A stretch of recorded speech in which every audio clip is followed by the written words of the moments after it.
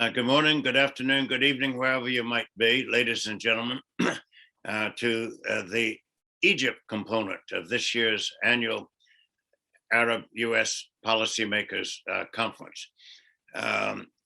We have a country that is probably better known than any other country on the planet. Of the more than 200 countries, there's probably no school child anywhere who doesn't know where the Sphinx is, where the pyramids are, and something about the Nile Valley and river that runs the entire length of the country from north to south. Most as well are fully aware of Egypt's multifaceted contributions to other world cultures and civilizations since time immemorial and antiquity, and appropriately from the days of Antony and Cleopatra. And Cleopatra is the name of the firm of a resource specialist and speaker who will address the issues and opportunities and challenges in the Egyptian-U.S.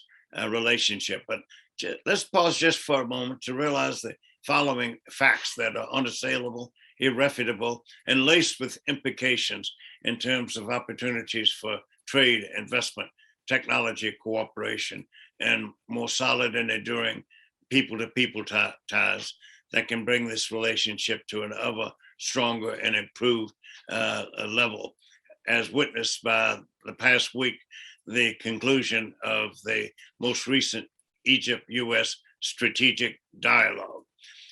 Ponder the following, that 1 out of 4 of all Arabs on the planet is an Egyptian. Ponder the fact that Egypt possesses the Suez Canal, which is a vital link between the Mediterranean and the Red Sea and the Indian Ocean and the Gulf of Aden and East Africa and South Asia and lands beyond to the east and lands beyond the Mediterranean to the west and to the north. We have a country that is home and host to the world's oldest university that's been dedicated from the beginning to train and educate and develop the leadership characteristics of moderate Muslim leaders and moderate versions of Islam. We have a country that is fabled for its tourism and for its vacation spot for rest and relaxation for those from the northern climes, just a 3-hour flight away from Central, Western, and Eastern Europe to the Mediterranean beaches of Egypt and the Red Sea ones as well. I'm one who believes that Egypt's future with regard to tourism and the Mediterranean alone will eventually eclipse that of the Spanish, French, and Italian Rivieras. Anyone who's been to any of the latter three knows that around 3:30 or 4 in the afternoon, the sun seems to have disappeared. No, the sun is where it was before, but its rays are blocked by the mountains behind these Rivieras. Egypt has no such obstacle. The sun screams and streams across the Mediterranean, ricocheting its rays all the way until 9 o'clock in the evening. They're all the way unsurpassed, no obstacles from Egypt all the way to Libya. And the Red Sea, Sharm el-Sheikh, Hurghada, and elsewhere, the gems of snorkeling, deep sea diving, and rest and relaxation there with numerous world-class resorts. Few countries, if any, can boast of having 2 opposite direction paradises for vacationers, tourists, and those who are interested in archaeology, religion, and history.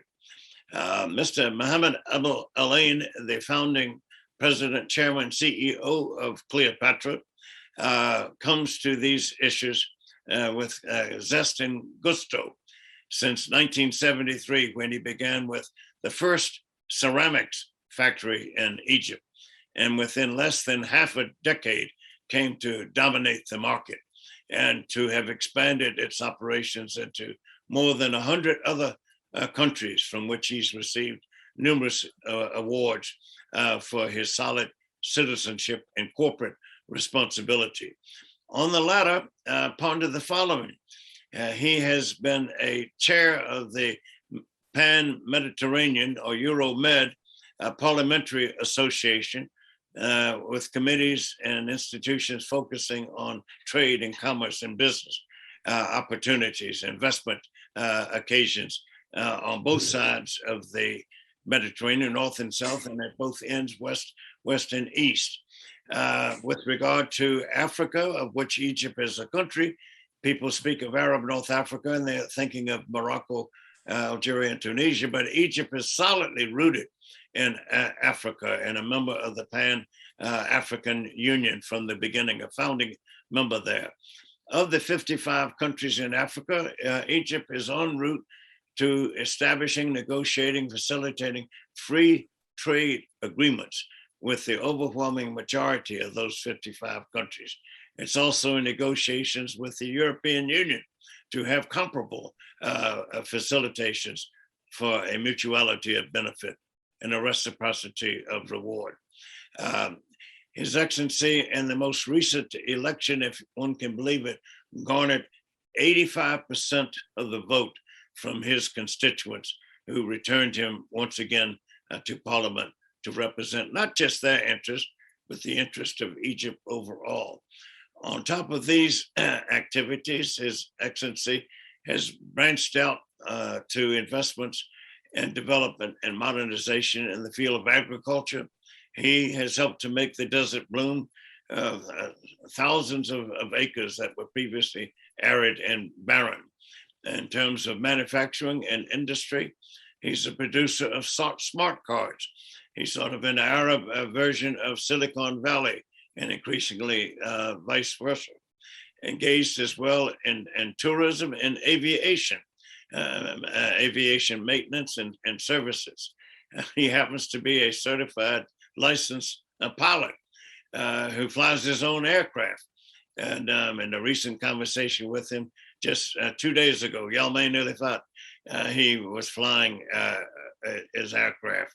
Not many corporate CEOs and chairmen of such a vast enterprise of business networks can claim the same. His Excellency is a philanthropist. He's into charitable causes with regard to the needy, the lame, the halt, the widows, the blind, the wounded, the less advantaged on the educational front and the social and economic development front, providing them opportunities that would not otherwise come their way. Without further ado, please join me in listening to and welcoming His Excellency Mohamed Abou El Enein. Your Excellency, the floor is yours. Mr. Dak, thank you very much for your great introduction. As usual, you are a great man and you are things that you are making. I also a great introduction.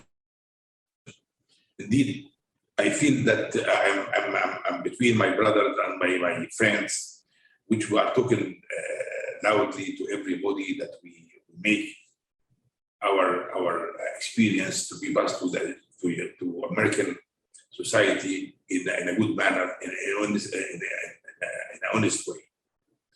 Indeed, what we've been talking as an introduction a few minutes ago is encouraging me a lot to say that we are glad for this warm relationship between Egypt and the United States. We are glad really to see that President Biden and this administration is in a good connection with our President Sisi and our government. We are glad to see the reality of also these declarations which happened between the foreign ministers, Egyptian and American, are talking in the same way. We are glad to see that they are celebrating the 100 years of relationship between Egypt and America. We are glad to see that they are making also the new strategy for future. We are glad to see that they are always exchanging views about all the circumstances and the cases and the problem in the Middle East. This is a real challenge. This is a real way of communication to see what we can do better for our people, Egyptian or American. Really, I'm sorry to tell you that there is sometimes American press start to declare or to write something which is not true, or to exaggerate something which will not happen, or to talk about some cases which is not presented as it is. And a few people only, when they see something, they talk about the reality. I'm glad to see a lot of American press comes here, because we receive a lot of people from the Congress coming to visit, and they realize what's happening. And other people come in an official way, DC also. And the press in America is neglecting our right. We felt that people are making bad information sometimes, or exaggerated information, or not true information. And it's a time now, through your conference and through also your colleagues, to start to talk about the facts, the truth about it. Indeed, Egypt today is booming, and what happening in brief. We cannot even, as Egyptians, imagine that we could succeed to achieve it. What happened in these 7 years ago is a miracle by all meaning. The extension. What I want to tell you that among the history of the Egyptian history, among the 7 years, 1,000 years ago and now, till now, we always stay around the Nile. And this area with a maximum of 5 to 6% from the Egyptian territory. Today, the plan is done that in these 6 years, we extended the Egyptian people to be 14% from the Egyptian territory. In 7 years, we extend the people more than what extended among the past 7,000 years ago.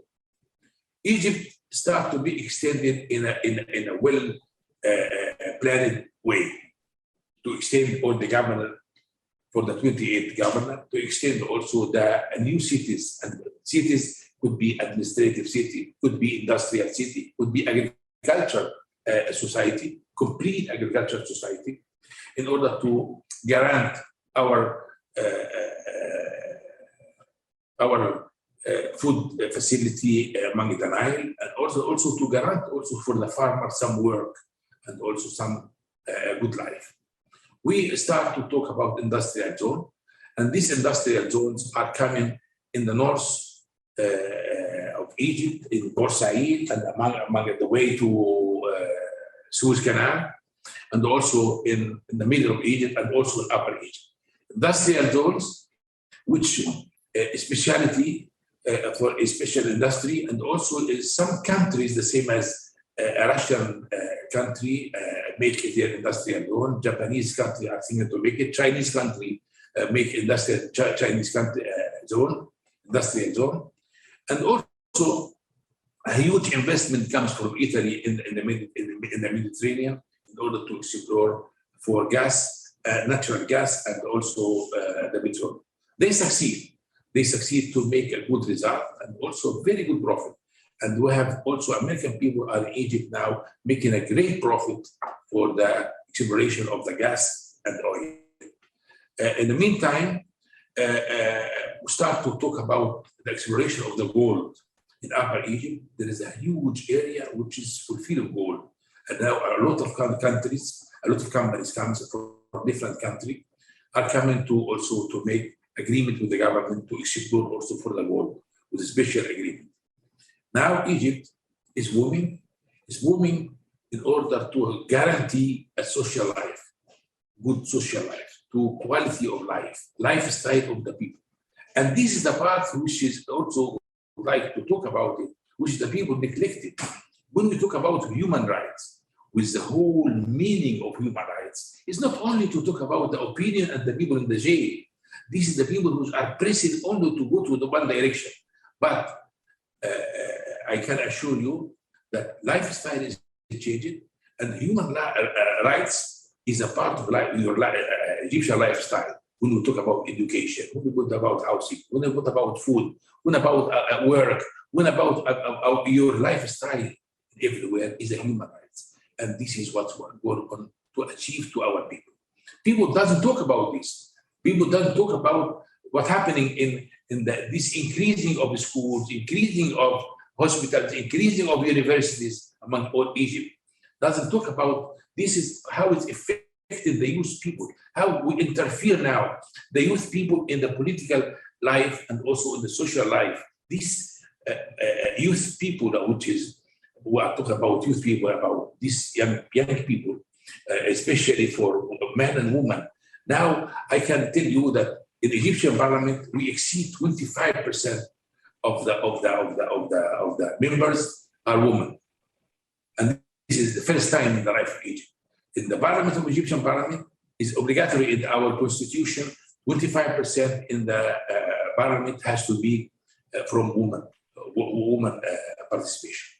And if you see that this woman comes, educated women are participating in all the life of Egypt, coming to be minister, coming to be judge, coming to be police, coming to be architect, coming to be minister.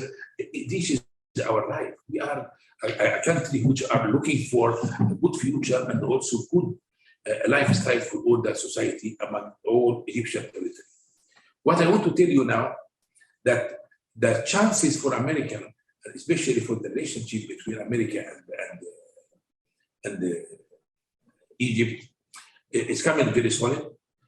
I think now we understand the Egyptian role, what's happening now, what's Egypt doing now for their people, and what is the policy of Egypt. Our policy is clear to everyone. We are people, defend our right, will never neglect our right, will never forget our border, will never forget our land or our water, our Nile.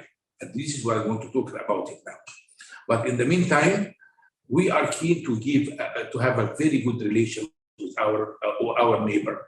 We have a wonderful relation now with European community, with people from China, Chinese people, Japanese people. We have with African people, with European people, with American people. We are keeping a good relation with all the people worldwide, and we are glad to have a cooperation. This is our aim and our way.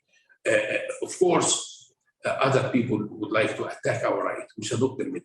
We are going to defend, to take our right. One of these rights is what's happening now concerning the water. The water, the River Nile, is a historic thing since the life. And we have a lot of agreement with Ethiopia.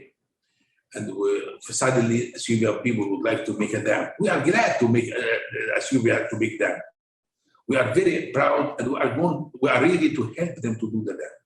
And we are ready also to make them to make investment and to make agriculture and to make industry and to pass our experience to this country. These are our neighbor.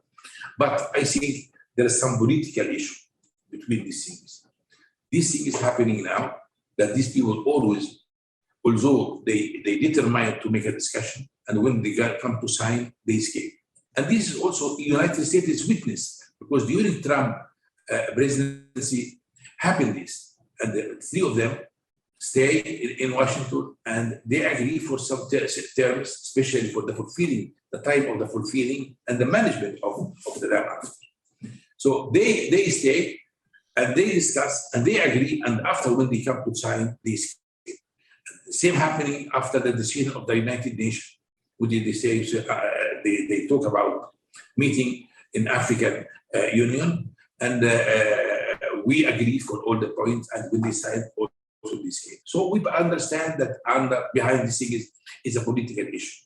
Our right is the Nile is our life. The Nile is our future. We will not permit any power in the world to discuss. This is our historic life. And we are really a country of 110 million now. And this right, since the day 1902, I think more than 100 years ago, they agree for a quantity of 55 million cubic meter per year. Okay, this is our right. When we were 17 million inhabitants, this time was enough. But today, if you calculate the 110 million inhabitants and the arriving of the Nile, the water, is 55 million, means that is 500 cubic meter per person. And this is under the value or under the quantity which can grant the minimum for lifestyle. Lifestyle is considered always 1,000 for per person. Now we are 500. So we are in a poor situation concerning the water quantity. Sometimes we try to recover this from underground water or from desalination, from other sources, but still we are poor. So water here is our life. We are ready to discuss the matter again and again to arrive to a solution. And we are ready also to cooperate with a different country. Nile is our life, and I pretend United States to support this as we agree, that they have to support this right in order and to press over the Ethiopian to accept a new agreement which can make all the parts happy, or either Egyptian or Ethiopian or also the Sudanese people. This is, I think, is something which is very important to be done. One of the most important issues now is concerning the relation between Egypt and the United States, to talk about FTA. FTA, as everybody knows, America make FTA with Jordan and Morocco and Israel. And with us, they make something called Quiz. Quiz is something also connected with Israel. So I think it's the time to make a direct FTA with us. United States, if they can make FTA with Egypt, will be a great chance to use a 1 million market inhabitants, because Egypt is already agreed and signed agreement with the 55 different countries in Africa. This allows all the Egyptian production to be exported to these countries, 55 countries in Africa, without the custom duty. And this is a great advantage. In the meantime, if you produce in Egypt, you can export also to the European community. It's, I think, as a 28 different countries without custom duty. And also 22 countries, the Arabic countries, without custom. So you talk about all this number in the area, and the north in Europe and south in Africa, you can export to the market. The market size is about 1 billion inhabitants. This is a huge market, which you can consider that you exported without custom. It's a great chance for American investors to come to invest here and to re-export it also to all these countries. One of the most important things which we learned from COVID-19, which happened, what happened that if China doesn't allow export all the commodities which is necessary for industry or for required for daily use, what's going to happen? I think the worldwide now start to think about the alternative. This is something very important, and the place which can be very suitable in the middle of the world is Egypt, which you can use Suez Canal, you can use water, you can use the North Coast in the Mediterranean, you can see the east border, which you have the Red Sea in the other side. I think the location and the unique geographic location can help a lot for the future. Now, concerning the legislation and the policies is encouraging the foreign direct investors, which can stand in Egypt, has full 100% of their company, they can own it. They can also transfer the share to another company. They can increase their capital. They can reduce their capital. They can transfer their profit without any limitation. A huge company now making a profit in Egypt, and it's a time for the United States investors to come to see what's going on. Everything is open now, and we are glad to welcome in Egypt at any time. I think today we know that Egypt is playing an active part for the stability and security in the Middle East. And you see what's happening in Gaza when Egypt interfered between Israel and the Palestinians, and our people and our secret service succeed to achieve the ceasefire between them. And it was a very important goal at that time, and no power in the world can do this thing is at that time. But Egypt, with our service Secret Service succeed to do it. And also the conciliation between the two parts, the Palestinian, we succeed also to achieve it. I think in Libya, we have the same role. You see what happened in Libya, what happened that Daesh and also external forces comes to stay in Libya to make a big problem in stability for the area. But Egypt and the President Sisi fixes the time and fixes the point that you cannot exceed this point. This is the red point which nobody is allowed to exceed this point. Otherwise, he's going to interfere because this is a point which also touch our security and our stability in the area. We cannot allow that Daesh move to threaten the world here. We cannot allow that other foreigner comes to make a confusion in the area again. It's enough what happened 10 years ago. We don't like to repeat it again. We would like to eliminate also the role of the Muslim Brotherhood in the area, and we succeed also to defeat all the terrorists in Sinai and the tourists in Egypt. Now, as you see, now Egypt is secure, Egypt is stable, Egypt is now the security and stability is clear to everybody. And that's why President Abdel Fattah al-Sisi 2 weeks ago declared the cancellation of emergency case in Egypt, which was among more than 10 years in the country. Now, Egypt, without any emergency case, all the people are happy to live under the normal circumstance and a normal law without any threat from other laws. Egypt is secure.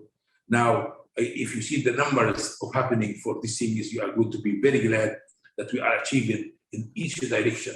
If you talk about the new capital, the new administration capital in Egypt, it is a huge area of land, which is nearly 3x of Cairo, existing Cairo today, which we are going to be transferred to this capital very soon now. The parliament, the presidency, the governors, the government, all are going to be there, removed in few months.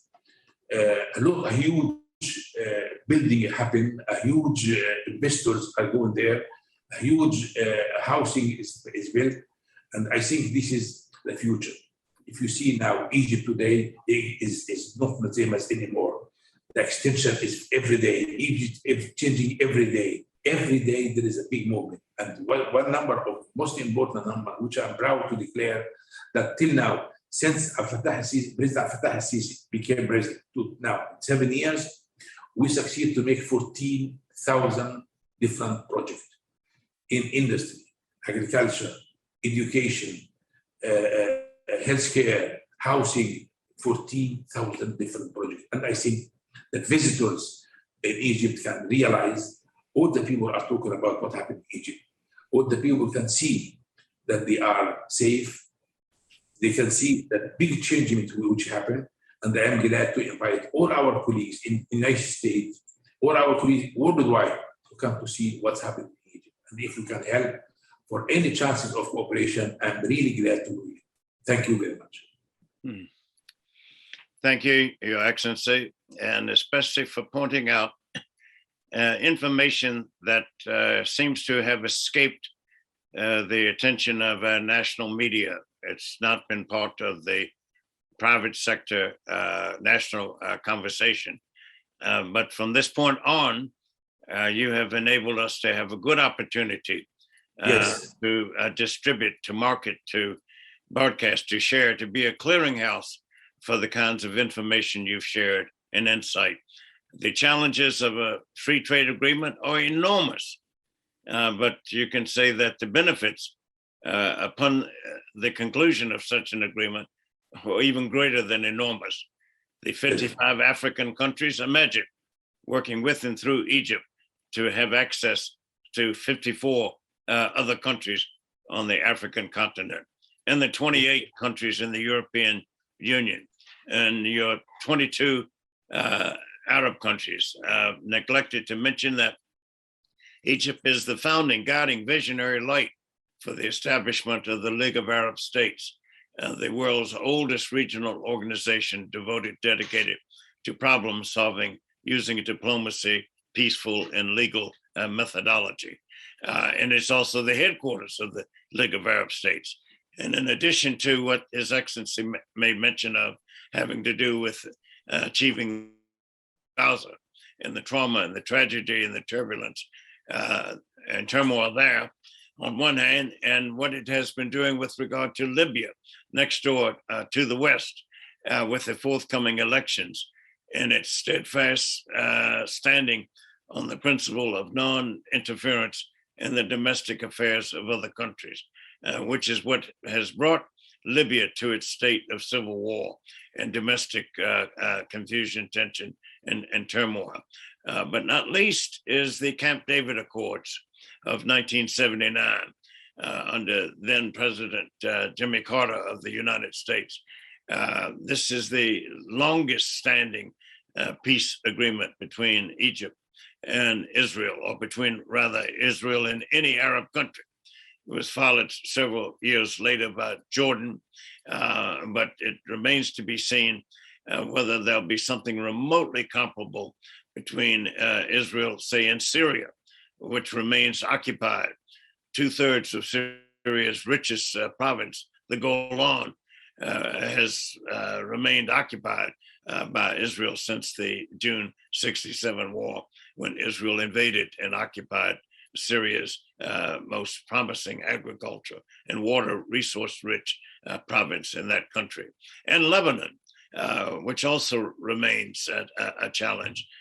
But His Excellency's work with the parliamentary mediation and in Egypt and with the Mediterranean countries positions him and his colleagues in an ideal place to make a difference on those fronts as well. Not to mention as well the 57 Islamic countries are members of the Organization of the Islamic Cooperation, the world's highest Islamic Muslim worldwide political body. And in this conference, we're fortunate to have Mohamed Abdul Karim Al Isa, the Secretary General of the Muslim World League, to follow on His Excellency's comments pertaining to Egypt with regard to what's possible there as well. So, Your Excellency, you've opened a lot of windows, a lot of eyes, a lot of ears, and giving us much food for thought and thought for food. We're grateful to you for your support, for your interest and your involvement in taking time out from your extraordinarily busy and diverse schedule of public service to be with us for this session. Thank you, sir. Thank you very much again, Mr. Indeed, I would like to tell you two things now. The first is the declaration of the Second Republic. President Abdel Fattah al-Sisi, I think 3 months ago, has been declared that Egypt will make now the new, the Second Republic. And this means a lot. Yes. This is the celebration of the big progress which is happening for the lifestyle of the people, and also for the new Egypt, the modern Egypt, which I'm really glad to present to you and to tell you now. I want to present you now a short film, which is going to be for a few minutes, just to show you what's going on in Egypt. And the second is a declaration of the new museum. In front of the pyramids, there is the new museum, which is going to be announced next year for the inauguration. And I think you are going to be one of the most important people comes to visit. And I admire that this new museum is going to be exposed on it, exceed more than 100,000 pieces of the Egyptian, ancient Egyptian. And I think that in these months in Luxor, there is a big event, which is, I think it's around 25 of this month. It's going to be a big event in a new discovery in Luxor. So I think that a new, every day now, there is a new exploration of antiquity Egyptian either in Luxor, either in the pyramids, even in Saqqara, even other places in Egypt. And I'm glad to welcome you at any time to come to see what's going on. So allow me, please, to show you this film now in a few seconds. Go ahead. Egypt, the civilization. Egypt, the past, the present, and the future. Egypt succeeded in the past years in stabilizing the pillars of the state and rebuilding its national institutions, and now begins a new era called achievements, and the work to achieve the aspirations of the Egyptian people in building a modern civilization that begins with the new republic.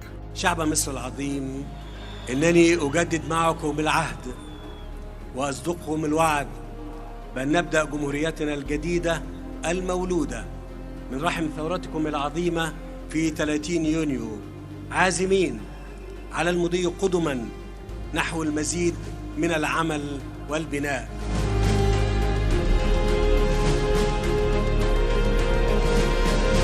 With the announcement of not just distinguished buildings, but a new idea for a new country that stems from the new administrative capital, which is Egypt's gift to the world, and will become one of the latest smart cities in the world. The Egyptians faced an economic challenge for development and construction. During the past years, President Abdul Fattah el-Sisi's achievements have been made. And the list of national achievements is adorned with more than 14,762 projects that have been implemented at an estimated cost of 200 billion Egyptian pounds. And about 4,164 projects are being implemented at an estimated cost of 265 billion Egyptian pounds. Now in Egypt, the standard of living for individuals has risen, the quality of life for citizens has increased in general, and the services have improved with the implementation of a comprehensive plan of economic reform that has achieved tangible results, most notably creating an investment climate and improving the legislation environment to attract investors, which was praised by all international institutions. Those international certificates for Egypt did not come out of nowhere. Rather, they're a natural product of major national projects. Their achievements have transcended the limits of time, and other projects are currently being implemented. All of these projects are an integral, comprehensive concept of human rights that President el-Sisi has adopted since he took office. Recently culminated in the launch of the National Human Rights Strategy, Age, Education, and Capacity Building in Human Rights. السيدات والسادة، إن الرؤية المصرية لحقوق الإنسان تستند على عدد من المبادئ الأساسية أبرزها أن كافة الحقوق والحريات مترابطة ومتكاملة، وأن ثمة ارتباطا وثيقا بين الديمقراطية وحقوق الإنسان.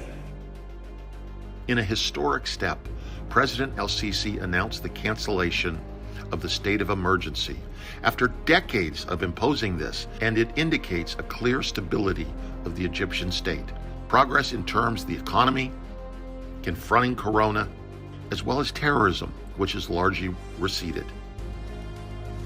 A package of legislation and decisions were issued to support human, based on the right of every person to worship. A law was issued to organize, build, and restore churches in 2016, after it had been a dream for 150 years. In the context of concern for the health of citizens as a human right, many health initiatives were launched and the comprehensive health insurance law was issued. The Egyptian state has taken care of raising the educational level and enhancing the ability to innovate. The Egyptian state is also taking care of launching social initiatives to care for its low-income citizens. President el-Sisi has developed a strategy to eliminate slums as an inherent human right, and the rebuilding of 312 slums has been completed, with 45 slums remain to be rebuilt, which is currently underway. Many achievements have been made in the Egyptian women's rights file in recent years, and they've held positions they did not reach before. And the percentage of women's representation in the Council of Ministers increased to 25%.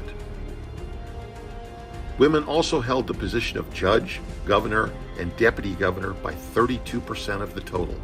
And in Parliament, the percentage of women's representation increased to 27%, which is the highest percentage of women in the history of Parliament.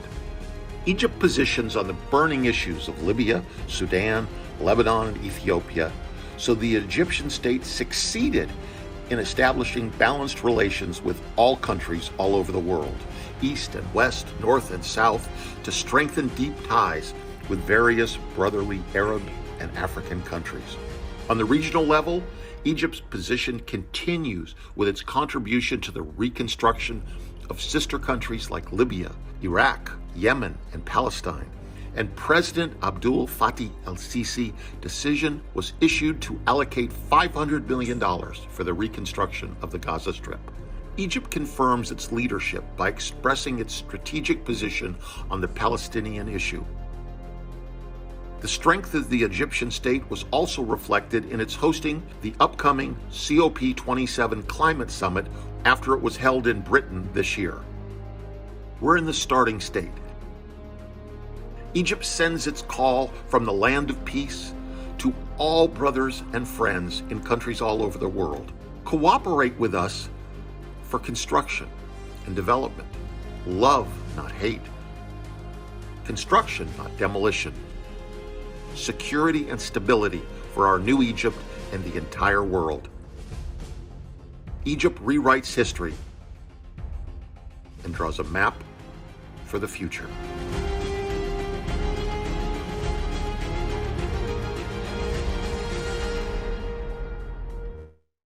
We'll bring this session to a close, but thank you again for introducing that illuminative, illustrative film clip, which dramatically, graphically, tangibly emphasizes the development, the momentum, and the modernization and the projects that look like typographical errors, but you can back it up with facts.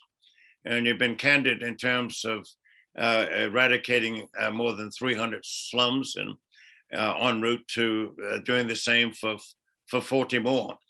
But especially valuable, Your Excellency, was your broadened definition of human rights, to go beyond gender rights and age rights, to include standard of living.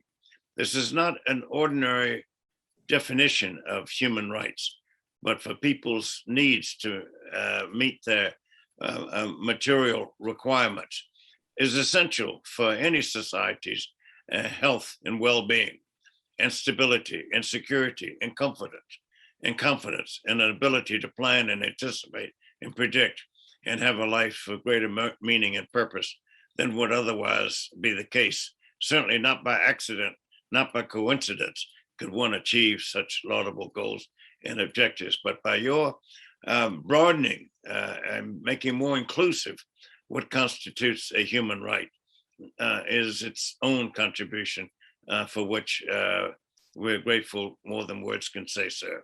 Thank you, Your Excellency. Thank you very much for your great conclusion, and I'm really glad to continue for the near future to invite you to come to Egypt. I'm glad to continue also to pass you a lot of further information about what's going on in Egypt in order to relate to your press people.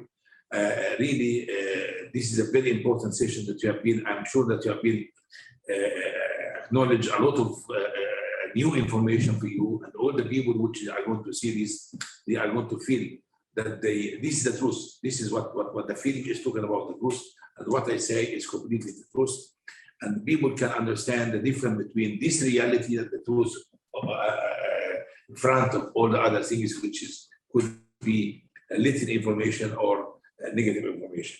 I'm really glad to welcome you again. And at any time you need any other information, I'm glad to respond to you. Thank you very much again to everybody.